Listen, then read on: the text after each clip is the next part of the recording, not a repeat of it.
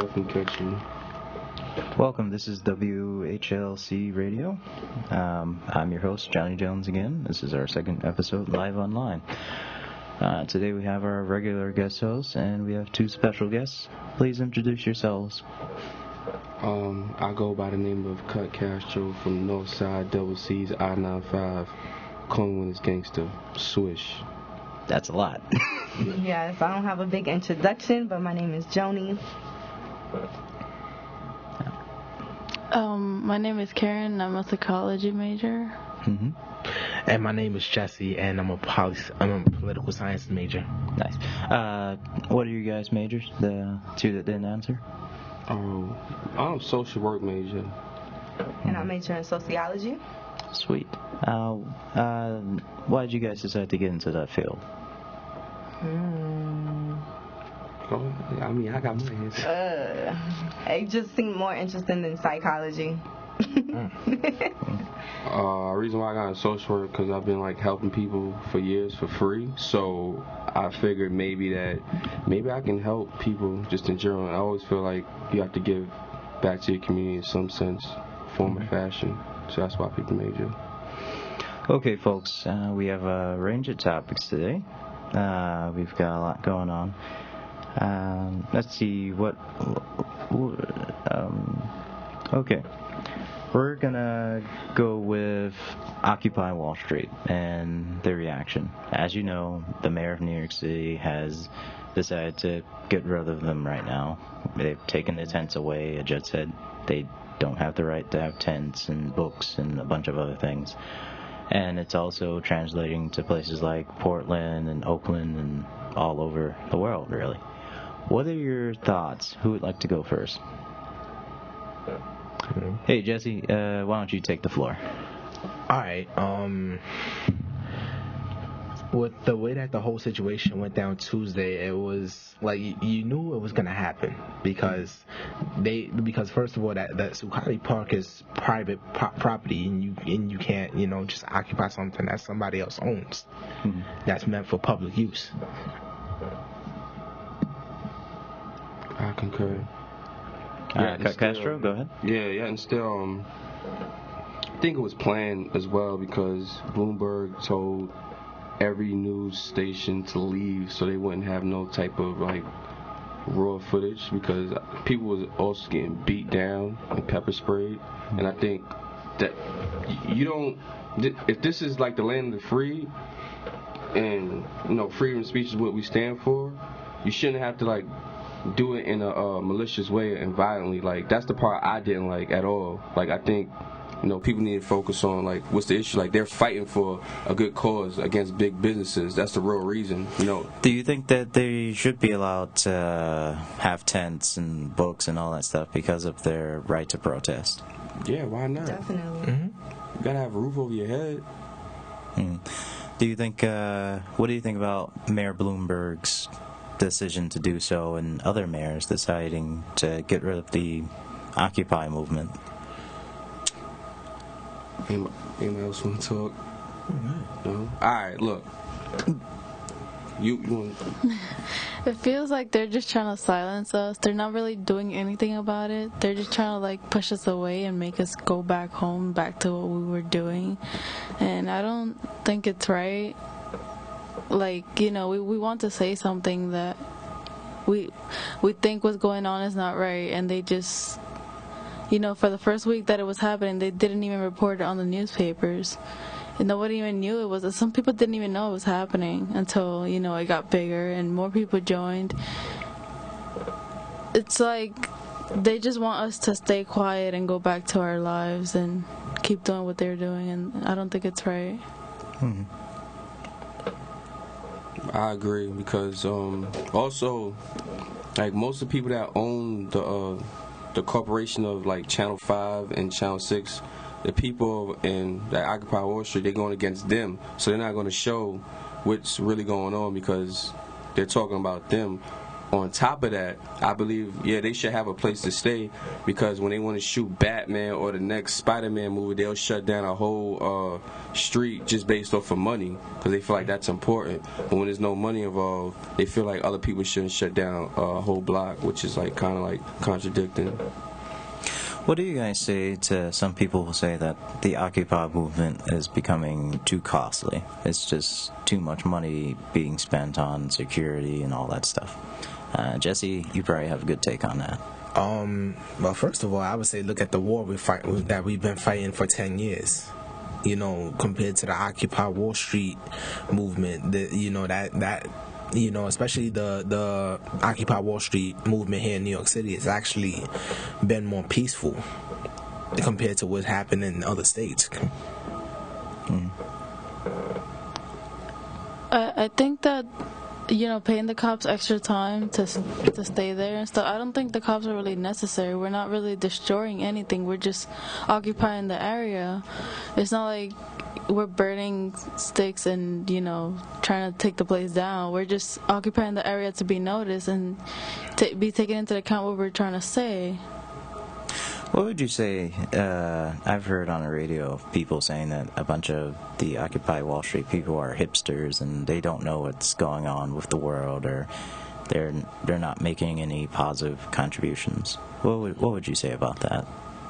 I don't think that's accurate, because a lot of those people have actual degrees and they just can't find a job or anything, and they haven't been able to make anything of it because it's just too populated out there and there's not enough occupations.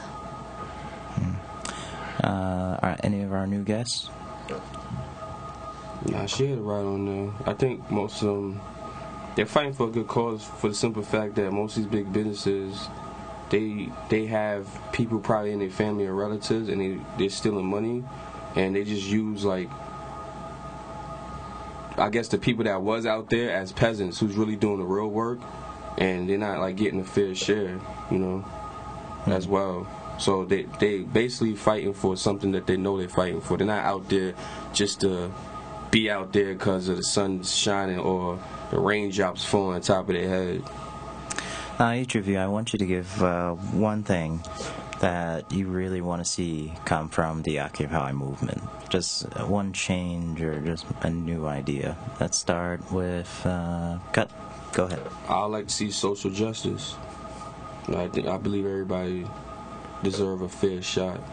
It shouldn't be because of who you know and who you're affiliated or what type of power status you have in this life. Like, I think everybody deserves a fair shot. Sounds good.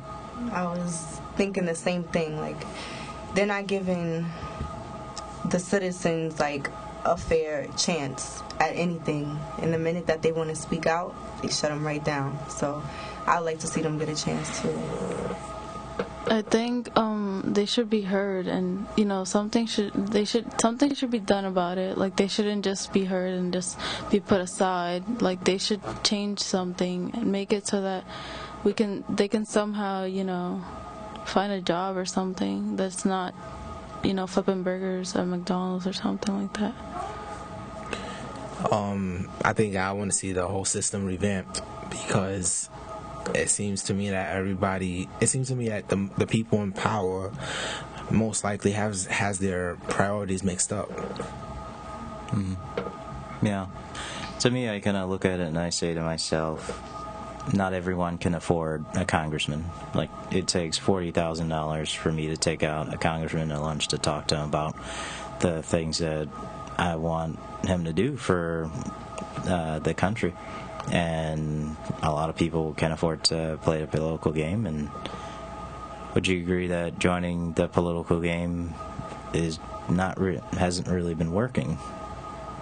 Like doing what our parents or our parents' generation has told us to do time and time again. Just seems to, you believe in something, you give your time and energy towards it, you lobby, and at the end of the day, the thing that you're fighting for, sometimes you can't even remember it anymore. What do you guys, what's your take on it? That could be also, yeah, there's some truth to that, as well as if you do try to fight for something, and you do have support from a lot of people, they will try to make you out to be a radical, because media controls everything. It's the same thing that's been going on in history with Ann Hutchinson, Thomas Paine, Malcolm X. Like, they made them out to be a radical, but evidently they was fighting for something that needed to be fought for, which is like peace and love, like, and social justice. So you can try to do as much as thing as you want, but they gonna make you seem like a straight radical, like you're crazy off the board. So it will never be fair. Even if you do get into a position of power to try to get into the Congress, they'll probably shape you and mold you to something like who they are, because you're the minority, you're not the majority. So it will never pan out to be what you want it to be. Anyone else?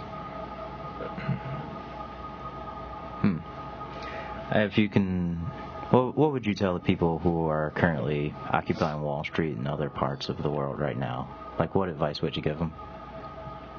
Well, first of all, the advice I would give them is to, find a focus point and then put their strategy together, because what you have right now is a group of people that have split up interests. But I think that their message would be a lot stronger if they all had one focus in mind. Sounds pretty good. We're going to take a minute break, and we'll be right back with the Weekly Scholar. I'm your host, John Jones.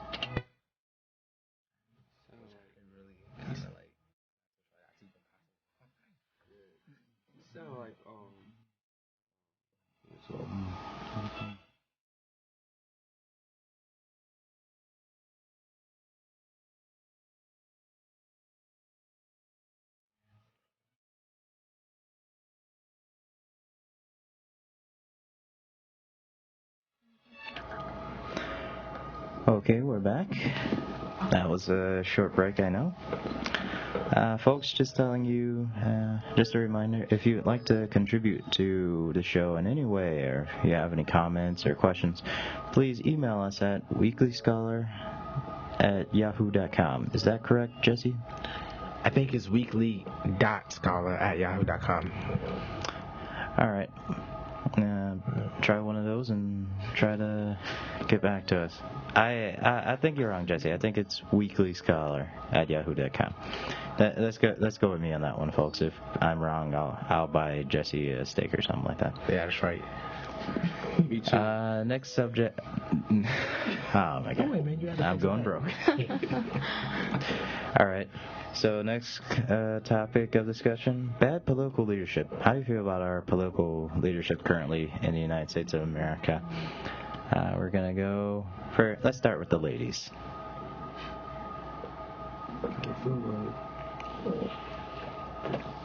Which leader exactly?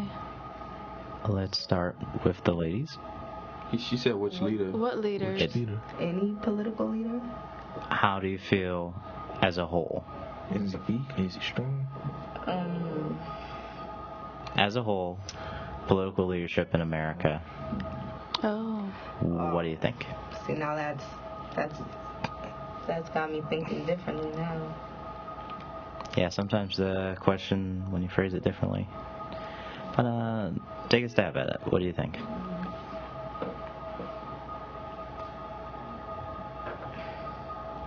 Well, it depends who's in office.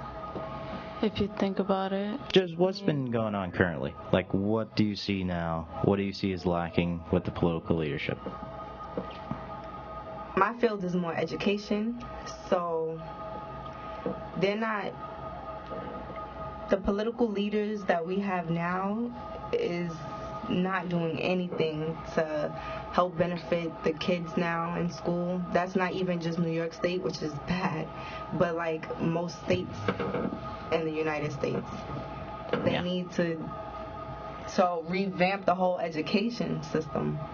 They need to start universalizing and start nationalizing things.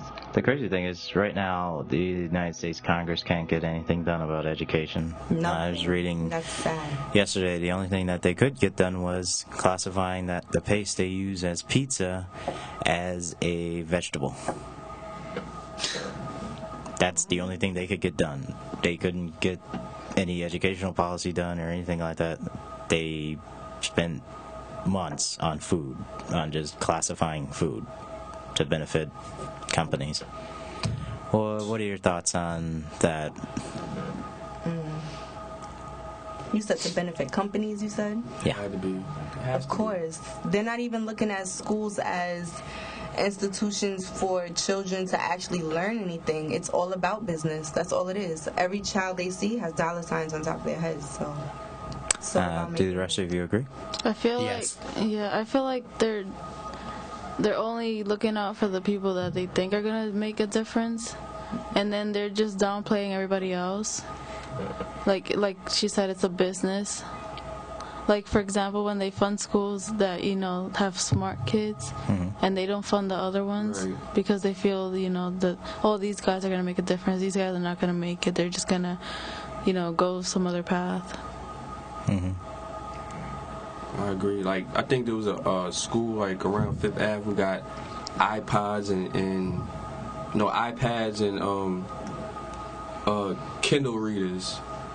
And it's more so like the location, basically what you just said, like where they're from. Like there's a district around where I live at who probably would never see nothing like that. That's not fair. Like what does a 5th grader need an iPad for? It makes no sense, Yeah, it really doesn't. Especially when you look at the conditions of the schools around New York City, you'll see that a lot of them are really poor, and the class sizes are gigantic. And just where are our leaders' priorities right now? Like, can they even see what's going on with their leadership and what they're doing? I see you nodding your head. What's going on in your mind? No, I was thinking about something else. It's in a bad place because they don't live where we live at. That's something They else. don't know. They don't know what's going on. A lot of things need to be fixed and changed. Like, a lot of schools are closing down because they don't have funds, and then a lot of schools keep turning into, they keep making one school into 4 schools Right. because they're trying to, just squish it all together, and it's not working. There's just a lot of political leaders. I think they're just based on money. Like, if you take the mayor off of Bloomberg, he owns a lot of property, and he's going to continue to do that. Like, it's just based on money and power. It's not based on trying to help anybody. Like, Giuliani was a district attorney, and he shifted over to Bloomberg after 9/11. Like, it's all about association. It's never about the merit or the proper accolades a person has who's in office. It's never about that. Well, what do you think about other things that are going on that our political leaders are trying to do? I watched the Republican debates, and I look at this, and a lot of people laugh, but I die inside a little bit every time I watch it, because I'm like, some of these people are actually leaders in my Congress and my Senate.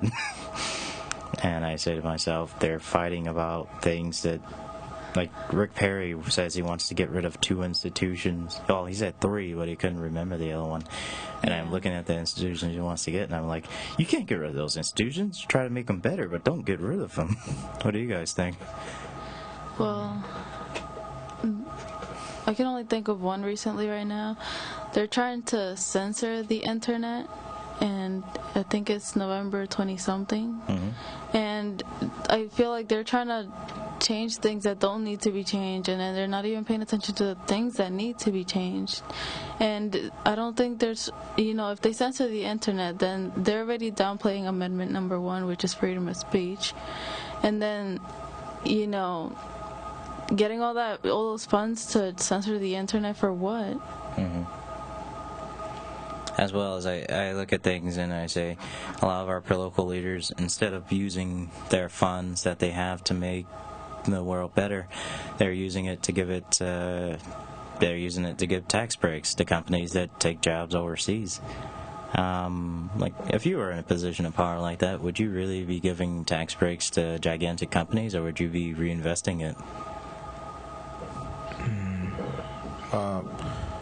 Yeah, go ahead, Jesse. I'd probably reinvest it, because it's no point in me giving a tax break to a company that's not producing, that's not doing what they need to do. And plus, on top of that, the only thing that's more important than business is the education. and that's simply because, like, if you want your child to be the best, then you got to put the best forward. Yeah. I look at people that say social Darwinism, and they say let the weak die out, and I'm looking at them and I'm like, you guys are saving companies left and right. You can't say that. You can't say let the weak die out when you will not let a company that is taking jobs overseas or that cannot live without the tax breaks or subsidies we give them. The thing is, I think they're misusing the word. They're misusing the term "let the weak die out" because, first of all, like, as we all know, children are not weak; they're very bright. Yeah. And I think is that, and I mentioned this to my partners earlier, that I think that, to overlook a child is a big mistake. And when you take something that's in the business world and you try to apply it to personal life, sometimes it doesn't work. I mean, it's one thing for two businesses to compete, and one not be able to compete at all. Then of course, then that business is going to be eaten up. But with a child, it's a different story because they're in development. Last question for this subject. Whatever each one of you give one thing that can be done to change how our political leaders think, or what do you think? Or if you could say anything to them. Let's go with the ladies. Ladies first. I think they should stop thinking about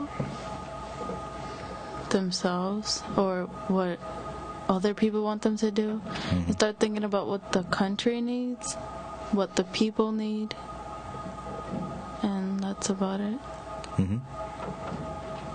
Well, knowing that a lot of schools are mostly funded from property taxes, which is why in suburban areas the schools are way more successful than urban areas. That means the problem is starting within the communities and not in the school. It's just finishing in the schools. So these political leaders need to start bringing up these communities, investing more money in the communities. Stop worrying about filling your pockets and start worrying about helping the people. Put the public's business first before your personal need or greed. Yeah, I definitely agree with that. Well, that's all we're going to spend for this topic, but one of our guests kind of alluded to getting to the next topic, and that's education in America.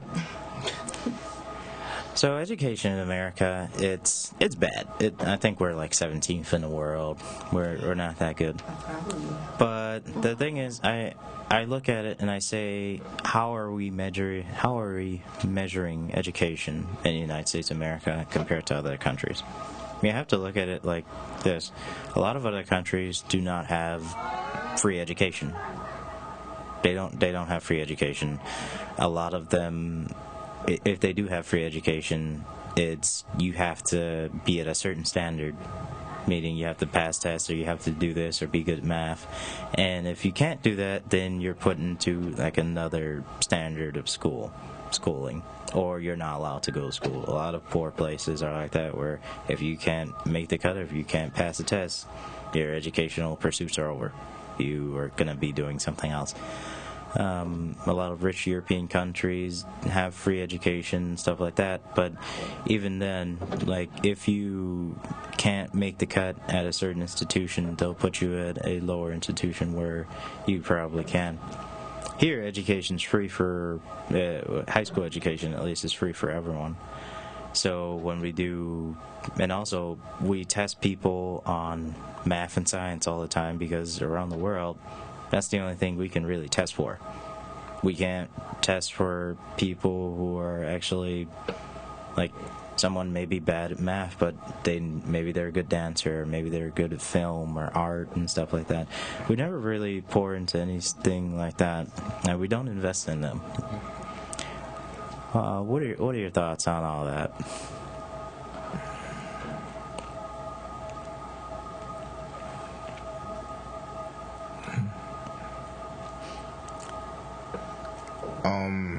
Yes, Jesse. I think that we focus a lot on math and science because it's a universal thing. And basically they want to be shown as the best, but they're not, but it seems like they're isolating other talents that kids have. Whereas, you know, sometimes it could actually be the other talents that the world actually can recognize, but but they don't see it because we're glorifying math and science and reading and writing, which is important, but you know, they kind of forget that other talents are just as important. Do the others agree? Yeah, most definitely. Yeah, How so, Cut? I agree. Do you know anything in your life which tells you that this is true? Yeah. When I went to high school and they was teaching us about just little stuff, pilgrims and Indians and Thanksgiving, they never told you the real story to like, well, I didn't find out the real story until being around certain people that knew the real story, and I didn't get it from school. So it's just certain things like that, like they sweep away the real story in school, and I think that's a problem. You know, just to try to make someone look good, like Christopher Columbus, like he wasn't a good person. No, he wasn't even the first person that found America. You know, but they have to have someone, and I think in terms of education, that's not good. It's like real bad. Like just history. Like even when they talk about like slaves, like they don't give like all the stories. They just give what stories they think may sound good. So you're saying education in America can be boring at times, especially at the high school level? You're wondering why? Do you ask yourself did you ask yourself why were you there? Like, did you learn a lot in high school, or did you learn how to take a test? It depends on what school you went to. Yeah, it does depend what school you go to. The school I happened to go to, it wasn't learning to take a test. It prepared me well for college. The reason why it was still boring. It was boring in a sense that, because what I was being taught was false. Like Hut was saying, like, they don't teach you the real thing. If we heard the real stories, you know how interested people would be? They don't want that to happen. It's like brainwashing you. They want you to grow up to be the people they want you to be, which is down at the bottom. The thing that's happening a lot in our generation is that our generation can detect things better than a lot of previous generations. If a professor says something, we can Google it just in the next 1 minute or two. Yeah, that happened recently. When there was a guy over there, he said Socrates was poisoned, and I think it was me and Liz, and we all said like, no, didn't they kill him? Like, but it's just he's not from here. So whatever they taught him, he always believed that Socrates was poisoned, which is not true. Yeah, that is one thing you can say about our generation. We do like to research, like we do like our Google. What do you think should be done about education in America? It's a big topic. I know. I see your faces. So much needs to be done. But like,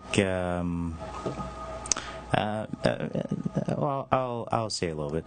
Me personally, I kind of think we need to start changing what we do with high schools and stuff like that. I see a need for different things. You can't just get out of high school and figure out what you want to do right away. I look at it and like, during your high school career, why don't you have schools where you can get your high school degree and your associates, or where you can get a degree so you can become a chef or just do other things? I mean, right now there are people who have bachelor's degrees who are truck drivers, and they realize that they didn't need to go to college to be that. And right now, with everyone having a bachelor's degree or similar, and there not being enough jobs, there are a lot of jobs, but you need certain training to do it. In Mexico, a lot of people are trained, like in high school, you're trained to do a lot of things: carpentry, building, all that stuff. But in America, like you learn things that you've been learning for years.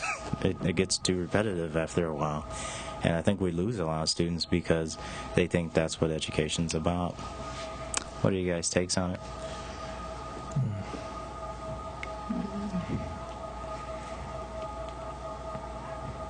I think the level of resources needs to take into effect. Like, it's not fair, you know. I think everybody, like, it goes back to, like I said, social justice. Like, people should have the same amount of resources, the same amount. Like, it shouldn't be this school has Apple computers and this school has little Dell desktops and they don't load fast enough. Like, it shouldn't be like everybody should have the same amount of resources. It's just not fair, you know. Like, I remember going back to high school and like we didn't have like the top modern computer. We had typewriters. Like, they had us the typewriters that was from 1962. Like, when were you in high school? Yeah, like, my God. it just didn't. Yeah, it was bad. Like, it was bad, but it just didn't make no sense, man. Books that had dust on it that just didn't. The only time the dust came off is when you opened the book. It's just the level of resources, man. Like, they keep using the same book.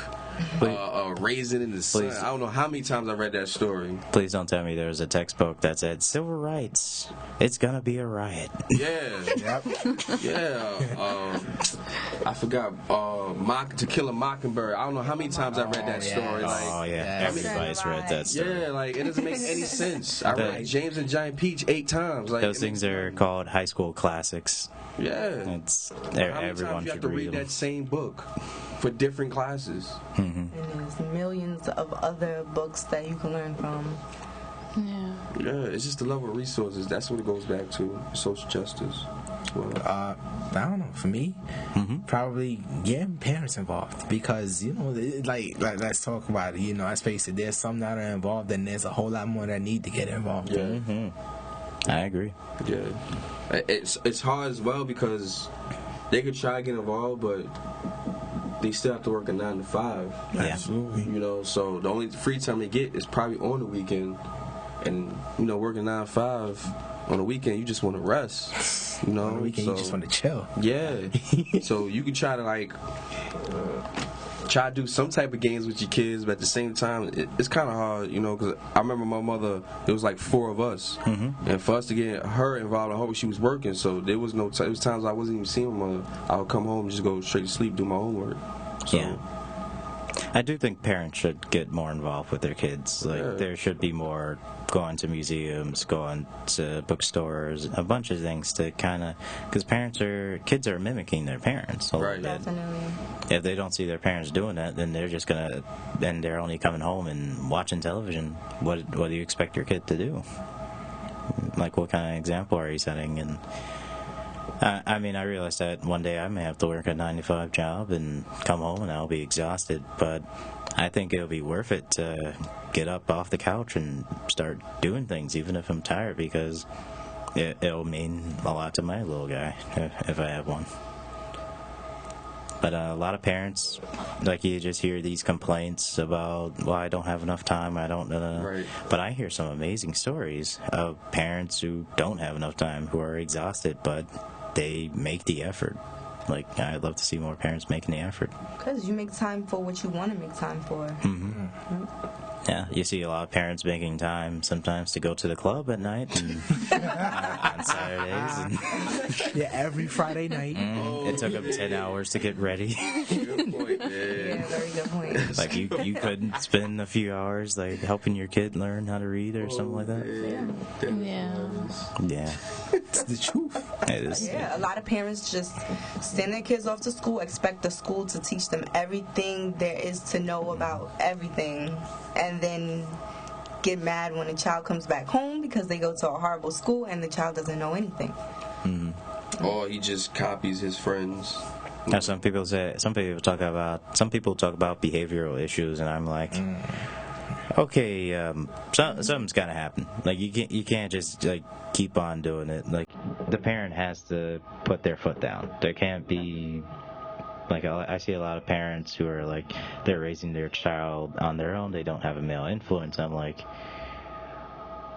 okay, even if you don't have a male influence, you gotta do something. Definitely. Yeah, you gotta do something. You have to make sure they know that this is important and that they're not there for babysitting. Exactly. Yeah. My neighbor's child just actually I was on the phone earlier. My neighbor got a phone call from the principal of his kindergartner's son's, school, and has to come in because this 5-year-old just hit his teacher. But this 5-year-old knows. He says some days he'll say, I'll be good today, and he'll be great. Some days he says, no, I wasn't good. I wanted to be bad today. But a child with inconsistent behavior like that and knows right from wrong, a lot of times is disciplined inconsistently at home. The parent constantly threatens them, I'm going to take this away, I'm going to take that away, and they never follow through with it. So parents need to be consistent with the discipline. You can't even be old-fashioned because you might get the cops called on you. Yep. You can't even do it. I think that lightning belt will help a lot. It helped me. Look where I'm at. I know. We've all had to go through that at some point. Also, sometimes just a conversation will help too. Like a lot of times these kids aren't their parents aren't talking to them, or they don't know how to talk to them. They're just yelling. Yelling because the parent is mad. They're not even explaining what the child did wrong. A lot of times kids get punished and don't even know why. So. Yeah, that can be confusing at times. Any more contributions before we take a little break? All right. I guess by your silence, that says it all. All right, we're going to take a 1-minute break. This is WHLC. I'm your host, Johnny Jones. All right.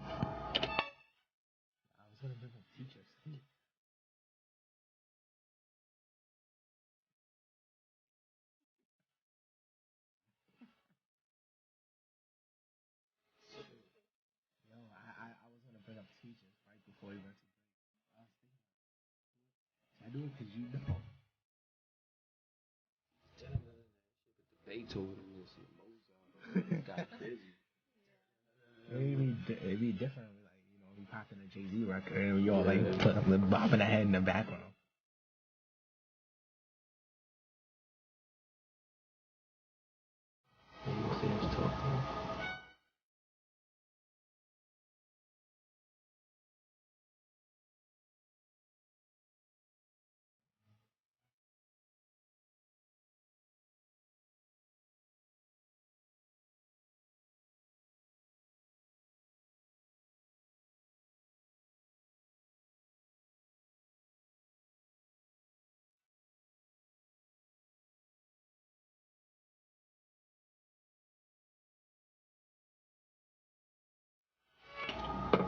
Okay, guys, we're back. For those who are listening, welcome back. So, for our guest today, how do you feel about being on the show so far? How are you liking it? It's cool. I like it. It's pretty dope. I think people will see us in a different light if they don't know us in this type of setting. Sounds pretty good. We've got 2 more topics on the day, but for one of our last topics, does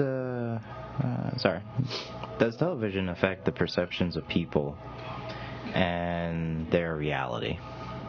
I thought this topic would lighten up the mood a little bit. We're usually so serious. This is a bit of a serious topic, but one that we could all talk about. She got something to say. I'm going to let her say it first.